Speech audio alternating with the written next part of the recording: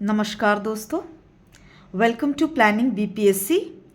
दोस्तों, इससे पहले हमने मिडावल हिस्ट्री के चैप्टर 13 को कवर किया था और 14 में हमने भूमिका देखी थी, अरबों द्वारा सिंध की विजय की भूमिका, जिसमें हमने 8वीं शताब्दी के आरंभ में भारत की राजनीतिक दशा को पढ़ा था, जिसमें हमने कुछ देशों के बारे में जिक्र किया था, अफगानिस्तान, कश्मीर, नेपाल। ठीक है, तो हमें आज नेपाल के बारे में पढ़ना है। इससे पहले कि मैं आगे बढ़ूं, आपको मैं बता दूं कि ये जो है चैप्टर्स वो बीपीएससी के टीचर्स के एग्ज़ाम और तो और प्री के लिए बहुत इम्पॉर्टेंट है, साथ ही साथ बीएससीसी के लिए भी बहुत इम्पॉर्टेंट है। ये जो बुक ली गई है ये क्विक बुक है, जो कि दृष्टि पब्लिकेशन की किताब है। ये बहुत ही अच्छी बुक है जिसमें प्रीलिम्स के साथ साथ मेंस के क्वेश्चंस को भी कवर किया गया है। तो आइए शुरू करते हैं। अब जैसा कि हम पहले देख चुके थे कि अफगानिस्तान और कश्मीर के बारे में, आज हम बात करेंगे कि नेपाल के बारे में, कि आखिर नेपाल का क्या रोल रहा है इसमें। नेपाल 7वीं शताब्दी में नेपाल, जिसके उत्तर में तिब्बत व दक्षिण में कन्नौज का राज्य था, हर्ष के साम्राज्य में मध्यवर्ती राज्य था। यहाँ पर अगर आप देखें तो कहता है कि तिब्बत और कन्नौज के बीच में था नेपाल। ठीक है, ये हुआ नेपाल। तो ऊपर में तिब्बत और नीचे कन्नौज। तो सिंपल देख सकते हैं कि ऊपर चाइना का भाग है और नीचे हमारे इंडिया का भाग है और इसी के बीच में नेपाल है। ठीक है, अंशु वर्मन ने नेपाल में वैश्व ठाकुरी वंश की नींव रखी। आइए, प्रीलिम्स का क्वेश्चन यहाँ पे ये हो जाता है कि अंशु वर्मन ने किस वंश की नींव रखी, तो ये क्या हो जाएगा, वैश्व ठाकुरी वंश की नींव रखी। ठीक है, वैश्व ठाकुरी वंश की नींव रखी। ध्यान दीजिएगा, ये सारे वंश जो हैं वो जब एग्जाम में आता है तो हमें लगता है कि पता नहीं कहाँ से आ गया। ठीक है, तो इस बात पर गौर कीजिएगा कि अंशु वर्मन जो है उसने किस वंश की नींव रखी, तो वैश्व ठाकुरी वंश की नींव रखी। उसने तिब्बत के साथ मैत्री संबंध स्थापित किए। उसने अपनी कन्या का विवाह तिब्बत के शासक के साथ किया। हर्ष की मृत्यु के बाद तिब्बत व नेपाल की सेना ने चीन के राजदूत वांग ह्युंगसे को कन्नौज के सिंहासन पर अपहरण करने वाले अर्जुन के विरुद्ध सहायता प्रदान की। ठीक है, तो यहाँ पर एक चाइनीज़ का नाम आता है जिसका नाम है वान ह्युंगसे। ठीक है, वान ह्युंगसे को क्या किया गया, कन्नौज के सिंहासन का अपहरण करने वाले अर्जुन के विरुद्ध सहायता प्रदान की गई। ठीक है, तो यहाँ पर एक चीज़ कॉन्सेप्ट देखिए आप, यहाँ पर एक चीज़ देख सकते हैं ये कि नेपाल की सेना जो थी वो चाइनीज़ का साथ दिया उन्होंने। ठीक है, चाइनीज़ का साथ दिया और उस समय चाइनीज़ के जो राजदूत थे वो कौन थे, वांग ह्युंगसे। ठीक है, उनका साथ दिया और किसके विरुद्ध लड़ाई में सहायता की, तो अर्जुन के विरुद्ध। अब ये अर्जुन कौन था, तो अर्जुन जो था वो कन्नौज के सिंहासन को उसने हड़पा था। ठीक है, जब हर्ष मर गया तब उसके सिंहासन को हड़प लिया अर्जुन ने और इसी के विरुद्ध नेपाल की सेना ने चीन का सहायता प्रदान किया। आज भी हम देखें तो चाइनीज़ और नेपाल के संबंध जो है वो कुछ इस तरीके के हैं कि आज भी उनमें देखा जाए तो चाइना जो है वो नेपाल से संबंध बनाए हुए है। हाँ, हमारा संबंध है उनसे, रोटी बेटी का संबंध है हमारा उनसे, लेकिन देखा जाए तो अब चाइना का प्रभाव जो है वो नेपाल में बहुत ज़्यादा पड़ता जा रहा है। नाउ आगे आते हैं कामरूप, जो कि कहाँ है, असम में। ठीक है, हर्ष के समय कामरूप में भास्कर वर्मन का शासन था। ठीक है, कामरूप में किसका शासन था, भास्कर वर्मन का। हर्ष की मृत्यु के उपरांत उसने अपने राज्य की स्वतंत्रता की घोषणा की। यह प्रतीत होता है कि वह अधिक समय तक स्वाधीन न रह सका। ठीक है ना, मतलब भास्कर जो था वो एक तरीके से असम पर राज कर रहा था, कामरूप पर राज कर रहा था, लेकिन जब वो हर्षवर्धन मर गया तब ये क्या हुआ कि इसने अपने आप को स्वतंत्र घोषित कर लिया कि अब मेरे ऊपर कोई नहीं है। लेकिन ज़्यादा दिन तक ये स्वतंत्र रह नहीं पाया। ठीक है, ये क्या हुआ कि दूसरे वंश के द्वारा ये मारा गया। भास्कर वर्मन ने लगभग 650 ईसा तक शासन किया। भास्कर वर्मन के बाद उसका वंश समाप्त हो गया। कालांतर में कामरूप पाल साम्राज्य का अंग बन गया। ये इंपॉर्टेंट है। ठीक है, कामरूप में अगर आपको देखना है तो सबसे पहले ये याद रखिए कि उसका जो शासक था वो कौन था, तो भास्कर वर्मन था। ठीक है, भास्कर वर्मन था और वो जो था अपने वंश का आखिरी शासक था। ठीक है, और उसके बाद हम ये देखते हैं कि इसके बाद कामरूप का क्या हुआ, तो इस पर जो है पाल साम्राज्य का शासन हो गया, यानी पाल साम्राज्य के अधीन हो गया ये कामरूप। ठीक है, आगे आइए कन्नौज की बात करते हैं। वही कन्नौज जो कि नेपाल के साउथ में था। ठीक है, आइए कन्नौज की बात करें तो हर्ष की मृत्यु के बाद अर्जुन, अभी आपने देखा था अर्जुन कौन था, जिसने कन्नौज पर शासन किया था और इसको नेपाल की सेना जो थी चाइनीज के साथ मिलकर इसको हराया था।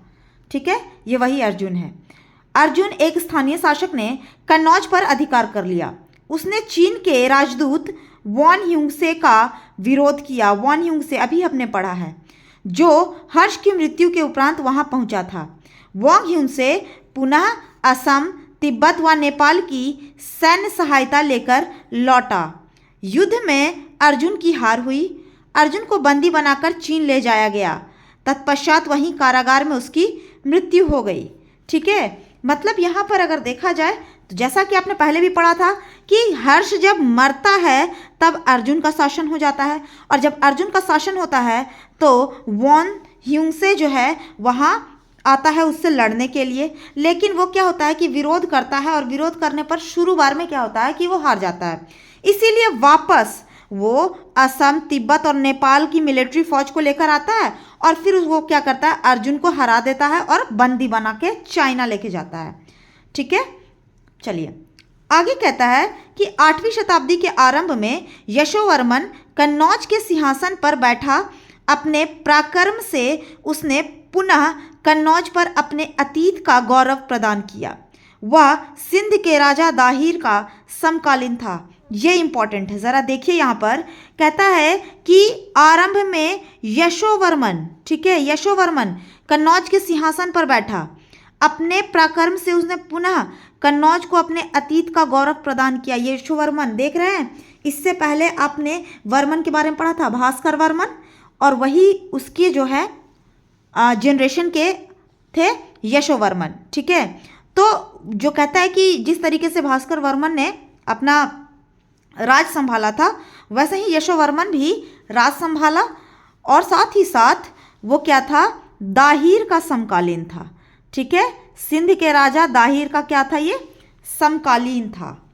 आइए आगे है कि इसके उपरांत कन्नौज पर आधिपत्य के लिए 8वीं शताब्दी की 3 बड़ी शक्तियाँ पाल, गुज्जर, प्रतिहार व राष्ट्रकूट के मध्य एक संग्राम हुआ जिसे त्रिपक्षीय संघर्ष के नाम से जाना जाता है।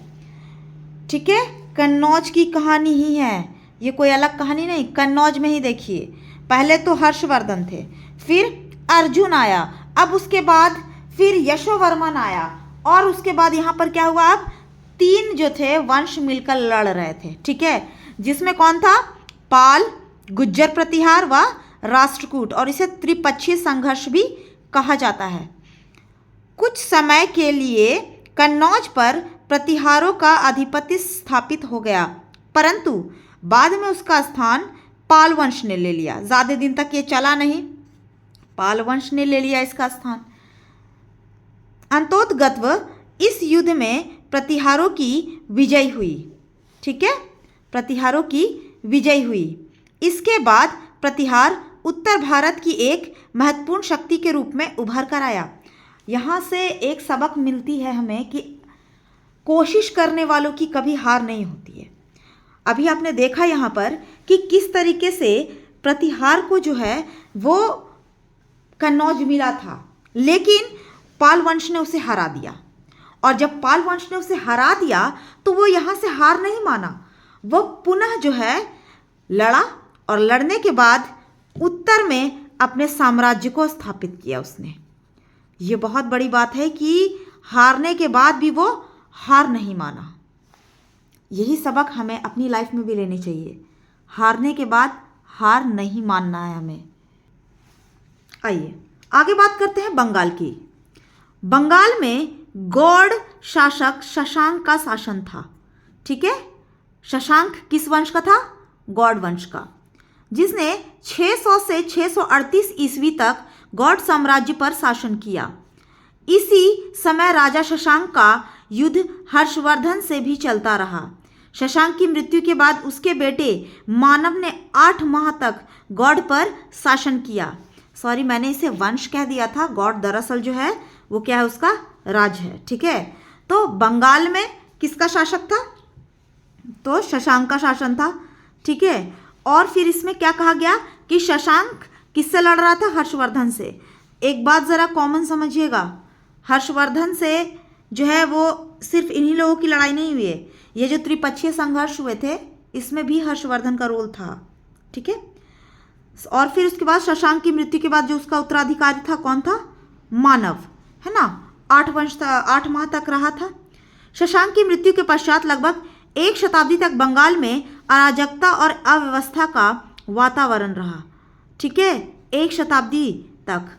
8वीं शताब्दी के मध्य अशांति एवं अव्यवस्था से तंग आकर बंगाल के प्रमुख नागरिकों ने गोपाल नामक एक सुयोग सेना नायक को अपना राजा बनाया। मतलब तंग आ गई थी जनता यार, कि एक तो पहले राजा से तंग हुआ करते थे। ठीक है, अब राजा मर गया, चलो किसी को राजा नहीं बनाते हम। क्या हो रहा था कि सब खुद ही अपने आप को राजा समझने लगे। पूरी तरीके से तहस नहस कर दिया, मतलब पूरा उस जगह की बैंड बजा दी। जब किस जगह की बात कर रही हूँ? बंगाल की। वही बंगाल जिसे अंग्रेज जो है सोने की चिड़िया कह रहे थे उसे, है ना, तहस नहस करके रख दिया उसको। लोग हार पार कर देखा यार, एक सुयोग बंदा मिल जाए और मैं उसे बैठा कर राजा बना दूं, बस ऐसा हो जाए। उन्हें मिला एक व्यक्ति गोपाल। ठीक है, गोपाल जो कि क्या था? ये सेना नायक था। गोपाल ने जिस नवीन राजवंश की स्थापना की थी उसे पाल वंश कहा गया। अब जरा ध्यान दीजिए, यही पाल वंश है ना। कहाँ कहाँ अपना स्थापित किया था जरा खुद से बताइएगा। पाल वंश कामरूप में शासन किया, जहाँ पर भास्कर वर्मन से लड़ा था। ठीक है, पाल वंश। फिर उसके बाद आइए त्रिपक्षीय युद्ध में पाल वंश ने हराया था प्रतिहार को, है ना। पाल वंश, गोपाल ने इसका स्थापना किया था। गोपाल द्वारा स्थापित किए गए पाल वंश ने 12वीं शताब्दी तक राज्य किया। धर्मपाल, देवपाल, महीपाल इसी वंश के प्रसिद्ध शासक हुए। अच्छा, ये जो धर्मपाल, देवपाल और महीपाल हैं, इनके बारे में भी हम पढ़ेंगे, लेकिन वो आगे चैप्टर में पढ़ेंगे। ठीक है, तो ऐसा ना हो, क्योंकि लूसेंट और क्राउन वगैरह में दिया रहता है कि इनके क्या क्या कार्य थे, जो कि यहाँ पर कार्य नहीं बताया, यहाँ पर एक ओवरव्यू दे दिया है। ठीक है, आने वाले टाइम पर हम इसे भी एक डिटेल्ड व्यू में देखेंगे। आइए नेक्स्ट बात करते हैं सिंध की। सिंध में राय वंश का शासन था। ठीक है, किसका शासन था? राय वंश का शासन था। जब ह्वेनसांग भारत आया, उसने सिंध में शूद्र शासक को पाया। शूद्र शासक, अब शूद्र आप किस मायने में समझ सकते हैं? ठीक है, गरीबी था, और क्या हो सकता है? शूद्र गरीबी ही है। हर्ष ने अपने कार्यकाल में सिंध पर विजय प्राप्त की थी, लेकिन हर्ष की मृत्यु के उपरांत सिंध स्वतंत्र हो गया था। अगर कुछ याद आ रहा है तो जरा ध्यान दीजिएगा इस बात को। ठीक है, कि एक और राज्य था जो कि हर्षवर्धन की मृत्यु के बाद जो है अपने आप को स्वतंत्र घोषित कर लिया, लेकिन ज़्यादा दिन तक रह नहीं पाया था। अगर याद है तो ज़रा दिमाग पर जोर डालिए। कामरूप, असम में भास्कर वर्मन, है ना, जो कि अपने आप को स्वतंत्र तो घोषित कर लिया, लेकिन स्वतंत्र रह नहीं पाया। फिर उसने पाल वंश का शासन अपना लिया। मतलब पाल वंश से हारेगा तो पाल वंश ही तो रहेगा ना। ठीक है, आइए। हर्ष ने अपनी कार्यकाल में सिंध पर विजय प्राप्त की, लेकिन हर्ष की मृत्यु के उपरांत सिंध स्वतंत्र हो गया। राय वंश का अंतिम शासक राय साहसी द्वितीय था। ठीक है, ये इंपॉर्टेंट क्वेश्चन है कि राय वंश का अंतिम शासक कौन था? राय साहसी द्वितीय। ब्रह्ममंत्री चाच ने उसके उपरांत उसके राज्य पर अधिकार करके ब्राह्मण वंश की नींव रखी। जरा ध्यान दीजिएगा, ब्राह्मण वंश की नींव किसने रखी? तो ब्राह्मण वंश के नींव थे ब्राह्मण मंत्री चाच। ठीक है, ब्राह्मण मंत्री चाच ने ब्राह्मण वंश की नींव रखी, जो कि क्या था? सिंध पर राज करता था। साथ ही साथ उसने किसे हराया था? तो राय साहिनी द्वितीय को हराया था उसने, जो कि रायवंश का अंतिम शासक था। ठीक है ना। चाच के पश्चात चंदर व मंदर, ऐसा लग रहा है चंगू और मंगू, ठीक है, नाम ही ऐसा, मैं क्या करूं। चाच के पश्चात चंदर के बाद दाहिर गद्दी पर बैठा। इसी सिंध राजा दाहिर ने सिंध आक्रमण के समय अरबों का सामना किया। ठीक है, अरबों का सामना इन्हीं को करना पड़ा था, दाहिर को। ठीक है ना। कौन बैठा था? ब्राह्मण के बाद कौन बैठा था? चंदर व चंदर, और उसके बाद दाहिर बैठा था। ठीक है, यहां तक कंप्लीट हो गया। नाउ आगे चलते हैं। सिंध विजय से पूर्व अरबों की असफल आक्रमण। ठीक है, असफल आक्रमण की बात कर रहा है। सर्वविदित है कि वास्तविक रूप से सिंध को अरबों ने 712 ईस्वी में विजित किया, लेकिन ऐसा नहीं है कि इससे पहले अरबों ने इस ओर कोई विजय की कोशिश नहीं की। कहा जाता है कि खलीफा उमर के समय 636 ईस्वी में बंबई के निकट थट्टा थाना की विजय के लिए एक मुस्लिम नाविक अभियान भेजा गया था, परंतु वह असफल रहा। तत्पश्चात भड़ौच, देवल तथा बलूचिस्तान स्थित मकरान में कई आक्रमण किए गए। ठीक है, अंततः 8वीं सदी के प्रथम दशक में सिंध के प्रदेश मकरान को जीत लिया। 8वीं सदी में इस अभियान का नेतृत्व इब्न अल हरी अल बहिती ने किया। बाप रे बाप, नाम ऐसा है कि चक्कर आ जाए। यार एक बात मुझे नहीं समझ आती, बचपन में जब जीके मिलता था तो सारे इंडियंस नेम याद होते थे, सिवाय विदेशियों को छुड़ाकर। आज भी वही हाल है, ये सीधे नाम नहीं रख सकते क्या? खैर छोड़ो, हिस्ट्री बनी है तो पढ़ना तो पड़ेगा, एग्जाम्स में क्वेश्चंस आते हैं बच्चे। चलिए तो समझते हैं। ठीक है, कहता क्या है कि अरबों का जो असफल आक्रमण, तो हमने हेडिंग देख लिया, लेकिन ऐसा थोड़ी है कि अरब जो था वो पहले नहीं आया था। जैसा कि एक डेट दिया था कि 712 ईस्वी जो है वो ये कहा जाता है कि अरब हम पर विजय पाए थे, लेकिन ऐसा नहीं है। 636 में बंबई थाना, ठीक है, बंबई में जो थाने हैं वहां पर भी उन्होंने अपना नाविक भेजा था। ठीक है, उमर खलीफा थे उस समय, और फिर उसके बाद ये असफल तो रहा, लेकिन उसके बाद क्या हुआ? भड़ौच, देवल, बलूचिस्तान स्थित मकरान में कई आक्रमण कर दिए। 8वीं शताब्दी में मकरान को जीता था उन्होंने। 8वीं शताब्दी में 636 ईस्वी से, यार एक चीज मानना पड़ेगा, कुछ भी कह लो, 636 ईस्वी से अरब हम पर आक्रमण कर रहा था। ठीक है, और 712 ईस्वी में वो विजय घोषित हुआ। एक बात बताओ, इसे 100 साल के लगभग लग गए यार। मतलब कुछ तो हम में बात थी, पोटेंशियल था हमारा, है ना, कि हम इतने सालों तक इसे रोक के रखें।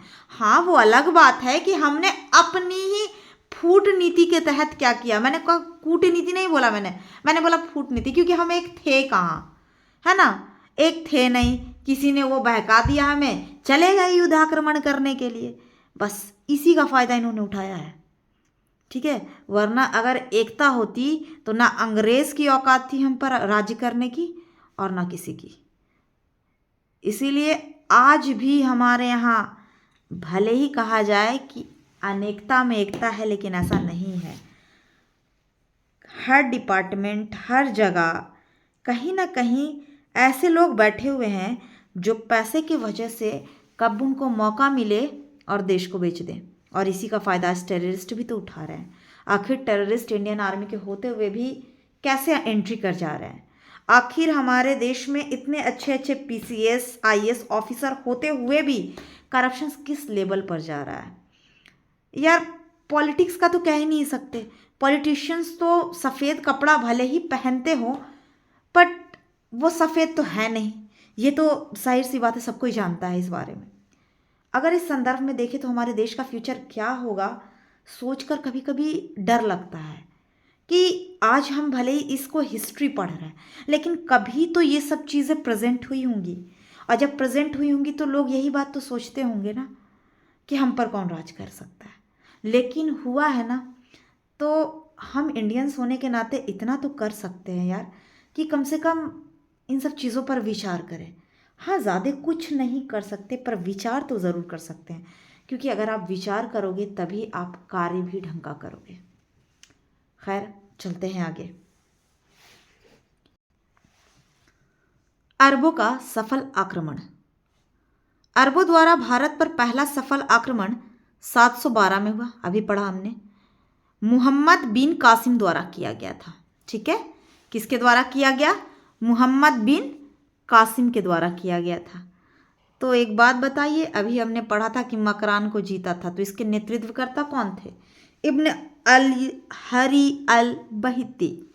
ठीक है, इस आक्रमण से पूर्व घटित घटनाओं को कई इतिहासकार अरबों द्वारा सिंध पर आक्रमण का मुख्य कारण मानते हैं, है ना? क्या मानते हैं? मुख्य कारण। कौन मानते हैं बताइए ज़रा? इतिहासकार ही मानेंगे यार, ऑब्वियस सी बात है, इतिहासकार मानेंगे। थोड़ा जवाब दिया करो। देखो, ऑनलाइन भले ही है बट ऑफलाइन की तरह पढ़ सकते हैं आप। अगर इसमें इन्वॉल्व हो गए तो ज़रूर पढ़ सकते हो। आइए इनके प्रमुख कारणों के बारे में देखते हैं। प्रमुख कारण क्या है? लंका के राजा ने खलीफा के उत्तरी प्रांतों के अध्यक्ष हज्जाज के पास अपने राज्य के उन मुसलमान व्यापारियों की जिनकी मृत्यु हो चुकी थी अनाथ कन्याओं को भेजा, जिन्हें समुद्री लिटोरे ने सिंध के तट के पास छीन लिया। अरे रे, ये क्या बोल दिया ये लाइन? आइए समझते हैं। लंका के राजा ने खलीफा के उत्तरी प्रांतों के अध्यक्ष हज्जाज के पास अपने राज्य के उन मुसलमान व्यापारियों की जिनकी मृत्यु हो चुकी थी, ठीक है, जो लोग मर गए थे, उनकी कन्याओं को भेजा। ठीक है, भेजा तो सही, वो बेचारे वो वहाँ पे पहुँच नहीं पाए और समुद्री लुटेरे जो थे उसने कन्याओं को छीन लिया। गजब का था यार। ये बताओ, ये लंका के राजा थे, उसने ऐसा किया कि हज्जाज के पास भेज रहे थे। ठीक है, अब बताओ कि कोई मर जाता है, उनकी बेटियों को आप सुरक्षा दे रहे हो, ये सुरक्षा है क्या? क्या बोल रहे हो आप? आप ये बता रहे हो कि मुसलमान व्यापारी मर चुके हैं और आप उनकी अनाथ कन्याओं को उनके अध्यक्ष हज्जाज के पास भेज रहे हो।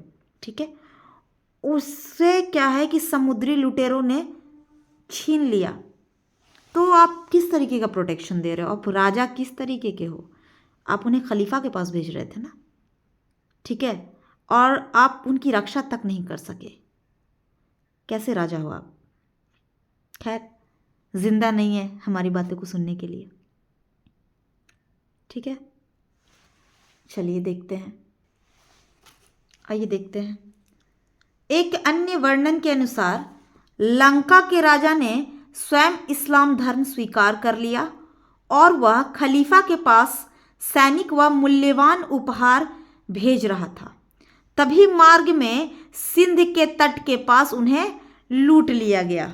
ओ भाई साहब, कन्याओं की रक्षा क्या, आप तो खुद की भी रक्षा नहीं कर सके। काहे का राजा, काहे की सैन्य व्यवस्था, है ना? क्या हुआ यहाँ पे? इस्लाम धर्म को तो वो स्वीकार कर लिया था और उसे क्या हुआ, मार्ग में ही लूट लिया गया। अब समझ में आया कि क्यों कन्याओं को लूटा गया था।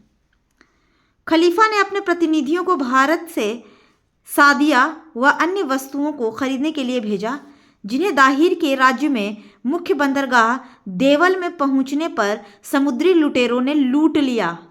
यार क्या है ये समुद्री लुटेरे, सबको लूटते रहते हैं। ठीक है, अब देखो एक और बात डाल दी, कि खलीफा जो थे वो अपने प्रतिनिधियों को भेजते थे सामान लेने को। दाहिर उनको मुख्य बंदरगाह पर पहुंचाते थे, पर समुद्री लुटेरे उन्हें लूट लेते थे।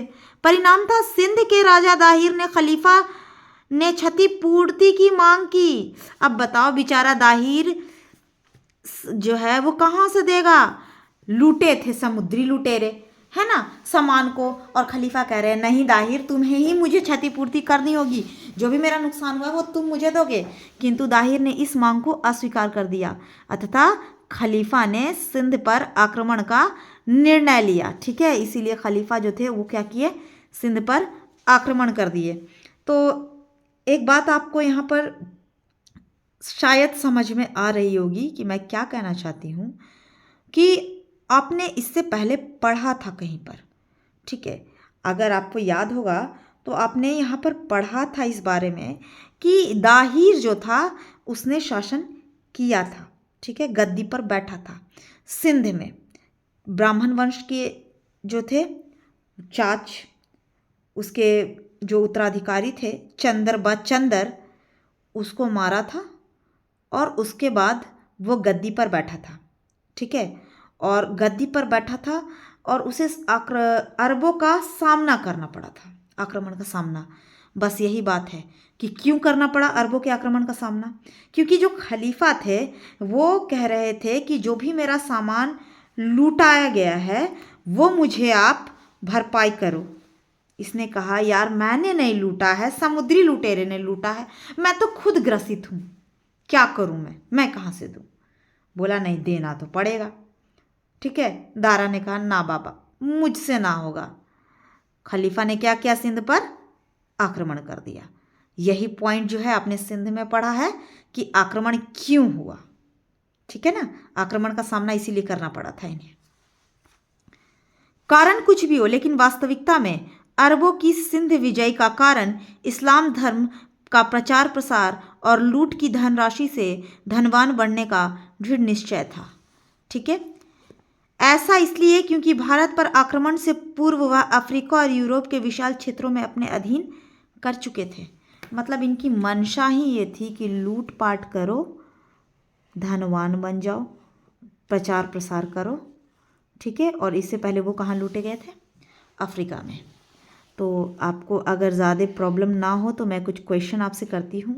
मैं कोई ऑनलाइन तो हूँ नहीं, मुझे नहीं पता कि आप कितने आंसर्स दे पाओगे, लेकिन आप ऐसा फील करो कि आप ऑफलाइन ही पढ़ रहे हो, और जो अगर मैं पूछ रही हूँ तो उसका जवाब आप मन में नहीं दो यार, बोल के दो, बातें करो मुझसे कि अगर मैं क्वेश्चन पूछ रही हूँ तो हाँ है ऐसा। ठीक है, तो आप मुझे जवाब दो कि जो दाहिर है वो किस वंश पे पहले शासन कर रहा था। ठीक है, किस वंश को मारकर उसने शासन किया और इसे अरबों का सामना क्यों करना पड़ा। ठीक है, बातें करो मुझसे, आंसर्स दो, है ना। और फिर मुझे ये बताओ आप कि जो अरबों की जो असफलता की कहानी थी, बस उसे 4 लाइन में मुझे बता दो, शायद थोड़ी तसल्ली मिल जाए मुझे। ओके, तो चले आगे। मोहम्मद बिन कासिम के अभियान। ठीक है, अब मोहम्मद बिन कासिम के अभियान क्या क्या थे, आइए सबसे पहले बात करते हैं देवल अभियान की। देवल अभियान, मोहम्मद बिन कासिम ने मकरान के रास्ते सर्वप्रथम देवल पर आक्रमण किया था। ठीक है, मोहम्मद बिन कासिम सबसे पहले किस पर आक्रमण किए थे? देवल पर आक्रमण किया था। 712 ईस्वी में मोहम्मद बिन कासिम देवल के बंदरगाह पर पहुंचा और उसे घेर लिया। देवल में दाहिर के भतीजे ने उनका डट कर सामना किया, परंतु छल्ली ब्राह्मणों द्वारा कासिम का साथ दिए जाने के कारण देवल में जल्द ही मोहम्मद बिन कासिम को विजय प्राप्त हुई। बोला ना मैंने, घर का भेदी लंका ढाए बैठे हुए थे लोग, कब हमें लूट लो, कब हम पर राज कर लो, है ना। जब सामने से ऑफर आए तो कैसे कोई छोड़ सकता है। ठीक है, ब्राह्मण जो थे वही क्या किया? साथ दिया, और साथ देने की वजह से क्या हुआ यहाँ पर कि मोहम्मद बिन कासिम को विजय प्राप्त हो गई। अच्छा, ये साथ जो दिया था वो किसने दिया था? तो देवल को वो कैप्चर करना चाहते थे। यहाँ पर उनके भतीजे बैठे हुए थे, ठीक है, उनके भतीजे बैठे हुए थे देवल। चलिए, निरून अभियान। निरून अभियान क्या था? तो देवल से मोहम्मद बिन कासिम निरून की ओर बढ़ा, जहां बौद्ध भिक्षुओं ने बिना युद्ध किए उनकी अधीनता स्वीकार कर ली। बौद्ध भिक्षु यार नहीं करते ये सब युद्ध। बौद्ध, महावीर यार बहुत शांत लोग होते हैं, बहुत शांत होते हैं ये सारे। पता नहीं इनको कोई छेड़ता भी क्यों है। ये तो खुद सबसे पीसफुली रहते हैं। आइए, कासिम निरून की ओर बढ़ा और जहां बौद्ध भिक्षुओं ने बिना युद्ध किए उनकी अधीनता स्वीकार कर ली। ठीक है, नेक्स्ट, सहबन अभियान। सहबन में दाहिर का चचेरा भाई माझरा, ठीक है, दाहिर का चचेरा भाई। जरा गौर करना, देवल में कौन था? भतीजा था, ठीक है। उसके बाद सहबन में कौन था? चचेरा भाई था, माझरा। यहां भी थोड़े बहुत विरोध के बाद कासिम की अधीनता स्वीकार कर ली। एक एक करके कैसे वो जीतता गया। नाउ, राबर। सेवन विजय के पश्चात मोहम्मद बिन कासिम ने सिंध नदी पार कर राजा दाहिर पर आक्रमण किया। किस नदी को पार किया था? सिंध नदी को, क्योंकि वो सिंध में ही तो बैठा हुआ था। दाहिर इस आक्रमण से चकित रह गया और उसने अपनी सेना के साथ भागकर रावर में शरण ली। ले भाग गया राजा ही, क्या बचाएगा प्रजा को ये। जहां दाहिर और कासिम की सेना के बीच 20 जून 712 ईस्वी को भीषण युद्ध हुआ। अंततः युद्ध के दौरान दाहिर की मृत्यु हो गई। ठीक है, ऐसा माना जाता है कि राजा दाहिर की मृत्यु के बाद उसकी विधवा रानबाई, विधवा थी दाहिर की पत्नी रानबाई, ने वीरतापूर्वक रावर के किले में की रक्षा की। जब वह अपनी रक्षा न कर सकी तब उसने जौहर प्रथा द्वारा अपनी सम्मान की रक्षा की। यार ये जौहर प्रथा, सच में वीमेंस बहुत अभिमानी होते हैं, बहुत ज़्यादा। अपने चरित्र को बचाने के लिए वो किसी भी हद तक जा सकते हैं। वीमेन एम्पावरमेंट को इसीलिए तो बढ़ावा दिया जाता है। यहाँ भी तो वीमेन एम्पावरमेंट की बात की गई। कैसे वो रानी बिना किसी चीज़ की परवाह किए वो रावर के किले की रक्षा करती रही, जबकि उसका पति मर चुका था। अच्छा, अगर राजा नहीं हो ना तो वो जो देश होता है ना, वो एक डमरू की तरह हो जाता है, उसे जो चाहे वो बजाने लगता है। लेकिन उसकी बागडोर इसने संभाला और संभालने के बाद बहुत अच्छा नेतृत्व किया इसने। ठीक है, और फिर जब देखा कि अब प्रॉब्लम है, अब मेरे चरित्र की बात है, जौहर कर लिया। लेकिन अपने शरीर को हाथ तक नहीं किसी को लगाने दिया। पद्मावत भी अगर कहानी देखी जाए तो वही बात थी, जौहर कर लिया था। उनके साथ साथ सिर्फ उन्होंने जौहर नहीं किया था, उनकी प्रजा में जो स्त्रियां थी वो सारे के सारे अपने आप को जौहर कर लिए थे कि मेरे पति नहीं रहे, इसका मतलब ये नहीं है कि कोई मेरे शरीर के साथ खेले। बहुत बहुत मतलब एक अभिमान, एक स्वाभिमान उनके अंदर होता है, और इनसे हमें इंस्पिरेशन भी मिलता है। हम कहा जाता है कि लड़कियां घर की मर्यादा होती हैं। अभी एक यूसीसी जो उत्तराखंड में बिल पास हुआ है, आप अगर देखा जाए तो इसके दो पहलुएं हैं। हालांकि मैं उधर नहीं जाऊंगी ज़्यादा, लेकिन मैं चाहूँगी कि एक बार आप उस बिल को पढ़ें और समझें कि आखिर वो बिल क्या है। मैं इसका डिस्कशन करूँगी इस बिल का, क्योंकि ये वीमेन एम्पावरमेंट को जहाँ बढ़ावा देता है वहीं हमारे रिचुअल्स के साथ भी ये टकराएगा, और बहुत अच्छा खासा टकरा रहा है। और बहुत सारे राज्यों ने भी मन बना लिया है यूसीसी बिल को पास करने का। ठीक है, तो ये एग्जाम्स के पॉइंट ऑफ व्यू से भी बहुत इंपॉर्टेंट है।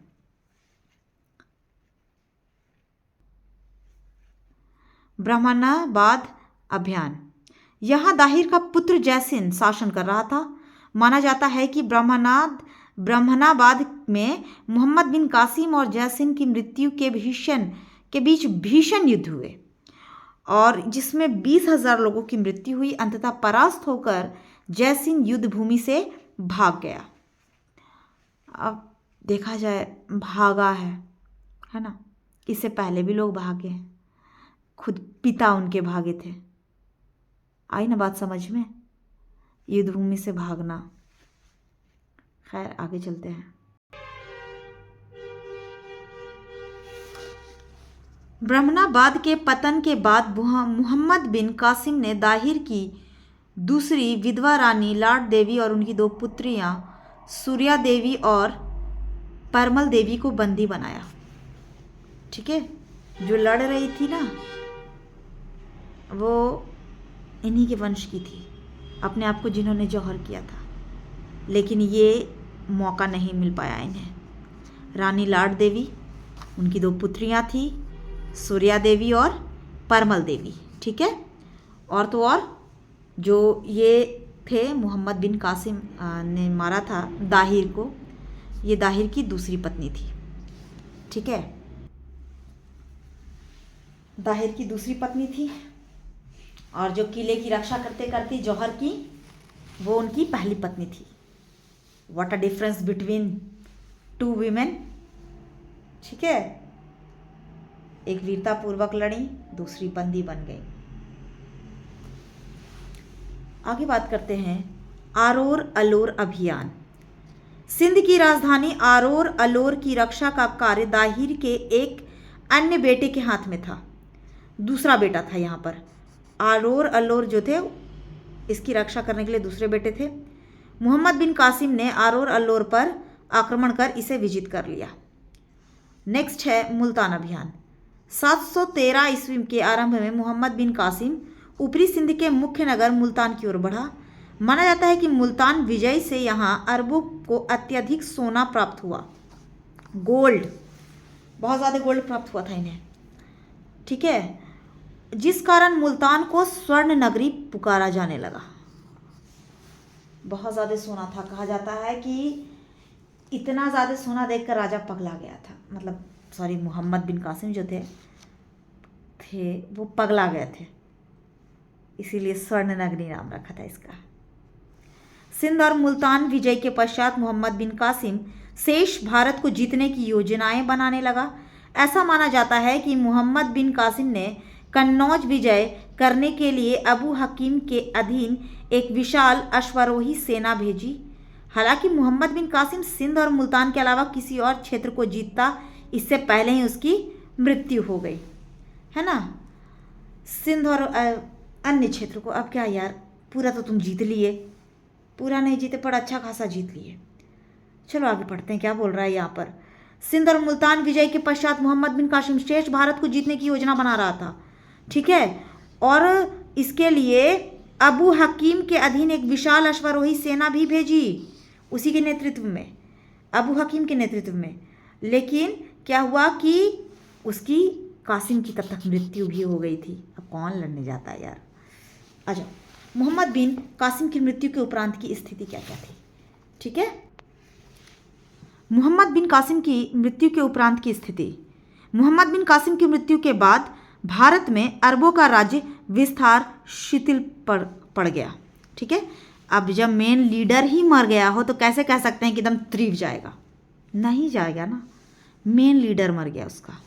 714 ईस्वी में खलीफा की मृत्यु के बाद दमशक के आंतरिक अशांति के कारण अरबों के अधीन क्षेत्रों में नियुक्त राज्यपाल और सरदार धीरे धीरे स्वतंत्र होते गए। ऑब्वियस सी बात है, स्वतंत्र होना ही है, जो ऊपर कोई देखने के लिए नहीं रहेगा तो कौन रहेगा। खलीफा हिशाम 724 से 743 ईस्वी के समय जुनैद की नियुक्ति सिंध के गवर्नर के रूप में हुई। कालांतर में सिंध से बाहर राज्य विस्तार के दौरान उसे कई भारतीय राज्यों के से परास्त होना पड़ा। भोज के ग्वालियर प्रशस्ति में नागभट्ट प्रथम को म्लेच्छाओं अथवा अरबों को परास्त करने का श्रेय दिया जाता है। ठीक है, ये बड़ा इंपॉर्टेंट चीज़ है यार, इतने देर से मैं कलर नहीं कर रही थी, कुछ ढंग का मिले तब तो कलर करूँ, है ना। भोज ग्वालियर प्रशस्ति के नागभट्ट प्रथम के मल्लेच्छों अथवा अरबों को परास्त करने का श्रेय दिया। 9वीं शताब्दी के अंत तक सिंध से खलीफाओं का नियंत्रण पूर्णतः समाप्त हो गया। सिंध में केवल 2 छोटी रियासतें मंसूरा और मुल्तान ही अरबों के नियंत्रण में शेष रहे। यानी ये मीर कासिम व्यक्ति जो है, इसने धमाल मचा के रख दिया यार, ऐसा धमाल मचाया, ऐसा धमाल मचाया कि पूछो मत। मतलब जब तक मरा नहीं, लड़ता रहा, जीतता रहा, और जीतने के बाद क्या किया, मर गए, क्या लेके गए? कुछ नहीं। चलो, हम लोग को तो पढ़ना है, क्या करें। आइए,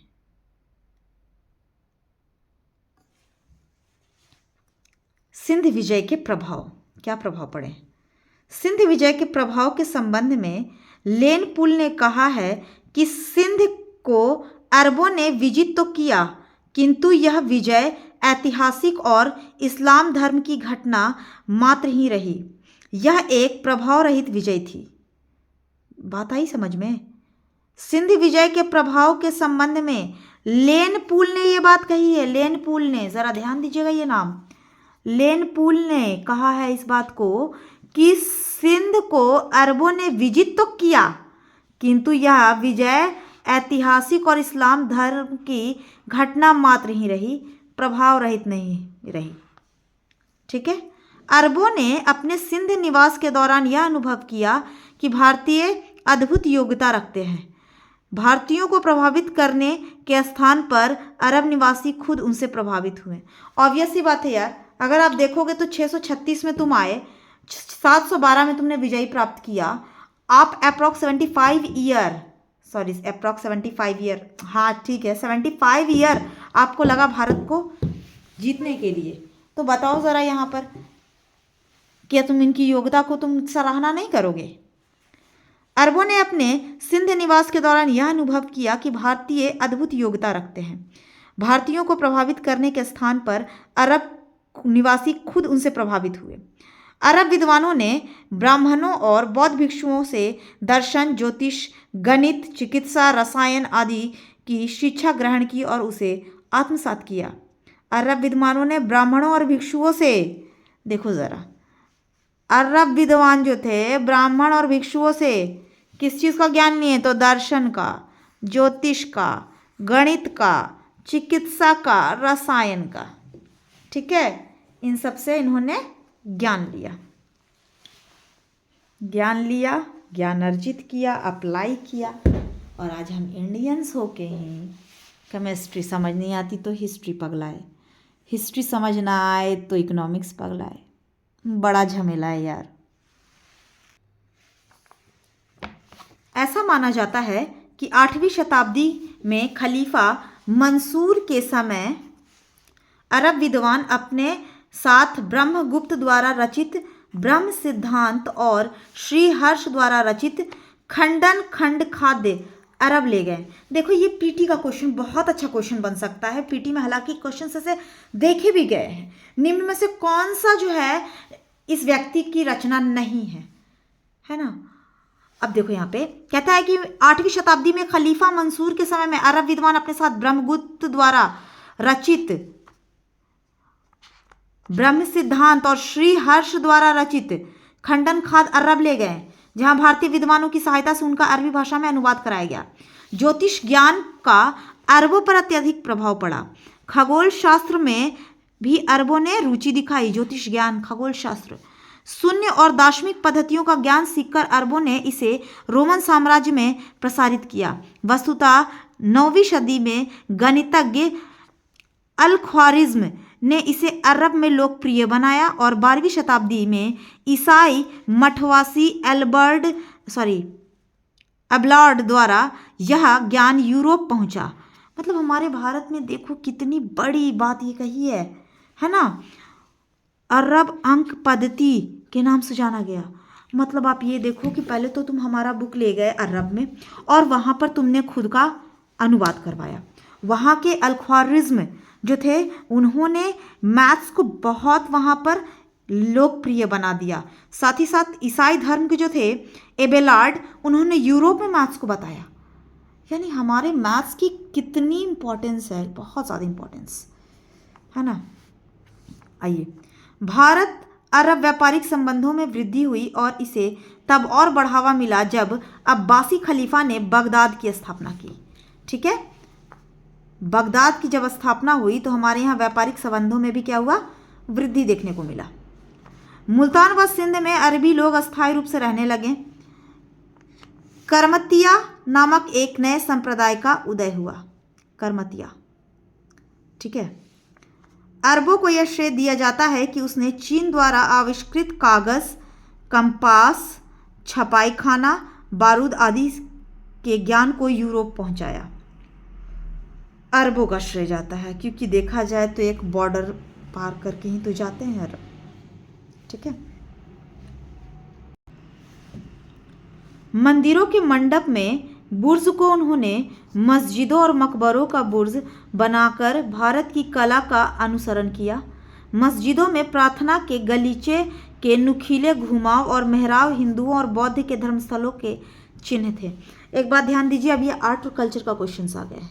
ठीक है, तो ये आर्ट और कल्चर के बारे में बात किया जा रहा है, जहाँ पे मंडप जो थे हमारे यहाँ जो मंदिर होते हैं उनके मंडप, उनके बुर्ज को मस्जिदों, मतलब मीनार देखे हैं ना, मीनार की बात कर रहा है वो। ठीक है, मंदिर में सबसे ऊपर देखिएगा एक कोन टाइप का होता है, उस पर कलश रख रख के जो बनाया जाता है उसकी बात किया जा रहा है, बुर्ज।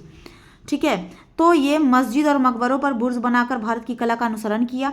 मस्जिदों में प्रार्थना के गलीचे के नुकीले घुमाव और मेहराब हिंदुओं और बौद्धों के धर्मस्थलों के चिन्ह थे। मस्जिदें विष्णु मंदिर की भांति थी।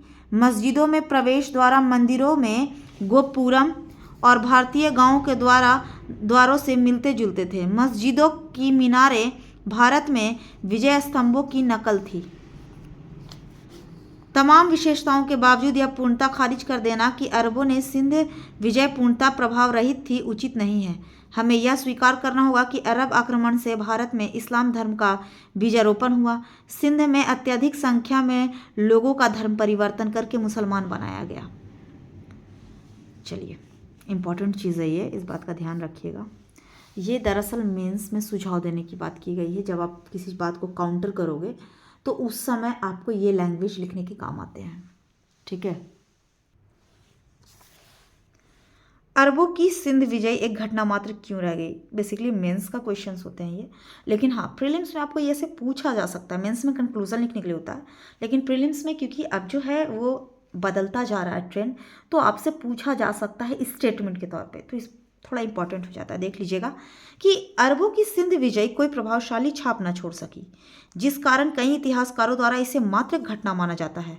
हालांकि सिंध विजय के बाद अरबों को आगे और अधिक सफलता न मिल पाने के अन्य कारण भी थे, जो हैं समय से पूर्व मोहम्मद बिन कासिम की मृत्यु। यदि वह जीवित रहता, समय से पहले मर गया, जब लीडरशिप ही खत्म हो गई तो कहाँ से रहेगी? लीडरशिप जब खत्म हो जाएगा ना तो कौन नेतृत्व करेगा? कोई ऐसा शासक आया ही नहीं। ठीक है, तो जीवित रहता तो संभव था कि वह अपने अपूर्ण कार्यों को पूरा करता। मोहम्मद बिन कासिम की मृत्यु के पश्चात उसके साथियों का उत्साह मंद पड़ गया और अरबों का आगे राज्य विस्तार शिथिल पड़ गया। दूसरा कहता है कि अरबों द्वारा सर्वप्रथम जो है वो सिंध पर आक्रमण करने का निर्णय अदूरदर्शी था, क्योंकि सिंध एक निर्धन राज्य है। अब तुम निर्धन राज्य से क्या ही लूट लोगे? गरीब आदमी के घर तुम चोरी करके क्या ही कर लोगे?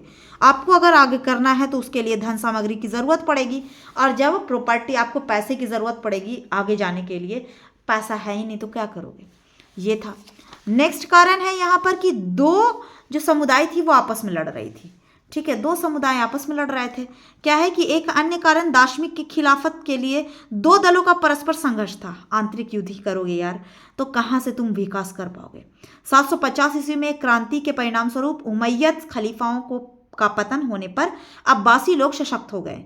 ठीक है, चूंकि सिंध की विजय उमैयादों ने आरंभ की थी, लेकिन बाद में अब्बासियों की इस में रुचि न थी। अब्बासियों ने सिंध को अपने अधिकारियों को यह आज्ञा देकर भेजा कि उमैयद राज्यपाल और अधिकारियों को उनके पदों से हटा दे। कालांतर में आंतरिक अशांति के कारण सिंध के राज्यपाल और सरदार लगभग स्वतंत्र हो गए। ठीक है, अब जब स्वतंत्रता आ गई, कोई ढंग का लीडर रहेगा नहीं, लड़ोगे ही तो सब तो अपनी मनमानी करेंगी। जब सब अपनी मनमानी करेंगे तो फिर आप बताओ कि आप क्या कर लोगे? कहाँ से उस चीज़ का डेवलपमेंट हो पाएगा? तो ये कारण भी थे। ठीक है, तो ये जो है आपका चैप्टर 14 अरबों द्वारा सिंध की विजय का चैप्टर आज ख़त्म होता है। सॉरी, ये बहुत दिन बाद चैप्टर को मैंने लोड किया है, क्योंकि बीच में मेरे एग्ज़ाम्स थे, मेरा खुद का एकेडमिक क्लासेस चलती हैं, तो उसमें मैं बिज़ी हो गई थी, इसके वजह से मैं प्रोवाइड नहीं कर पाई। बट कोशिश करूँगी मैं रेगुलर बेसिस पे प्रोवाइड करने के लिए। तो आपको वीडियो कैसा लगा? प्लीज़ अगर अच्छा लगे तो लाइक कीजिएगा, अगर अच्छा ना लगे तो कमेंट करके बताइएगा कि आखिर और क्या सुधार मैं करूं कि आपको वीडियो अच्छा लगे। दैट मीन्स ये नहीं है ज़बरदस्ती, बट सुझाव दे सकते हैं अपना। त्रुटि तो बहुत हुई है मेरे से, सुझाव दे सकते हैं। अच्छा, ये पढ़ने के बाद क्वेश्चंस करना ज़रूरी है, तो आप अगर चाहें तो खुद से क्वेश्चंस कर सकते हैं, या फिर मैं कहीं से क्वेश्चंस अरेंज करके इसके क्वेश्चन करवाऊंगी। हालांकि इसमें 13 क्वेश्चन दे रखे हैं, बट मैं और भी क्वेश्चन करके एक सेशंस ले लूँगी तो वो ज़्यादा बेटर रहेगा। ठीक है, तो आज के लिए इतना ही। तो चलिए मिलते हैं नेक्स्ट चैप्टर में। Bye, take care, have a nice day.